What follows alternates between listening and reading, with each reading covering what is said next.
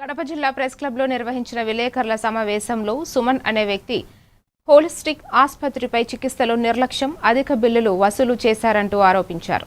తనకు తేలుకాటు చికిత్స సందర్భంగా సరైన వైద్యం అందలేదని, అర్హత కలిగిన వైద్యులు లేకుండానే ఫోన్ ద్వారా చికిత్స అందించారని పేర్కొన్నారు. ఈ విషయంపై జిల్లా కలెక్టర్, ఎస్పీ, డిఎంహెచ్ఓకు ఫిర్యాదు చేశారని, న్యాయం జరగకపోతే కోర్టును ఆశ్రయిస్తారని తెలిపారు.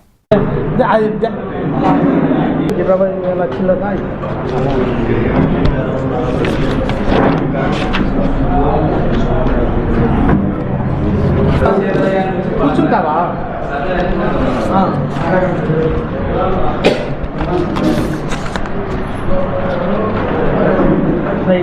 నా డిశ్చార్జ్ సమ్మర్ మీకు కూడా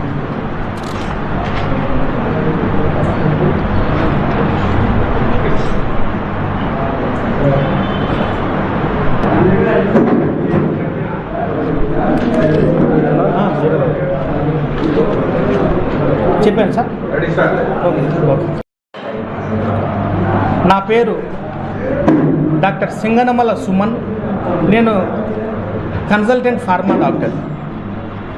దురదృష్టవశాత్తు మొన్న ఆదివారం నాకు ఉదయం తేలు కుట్టి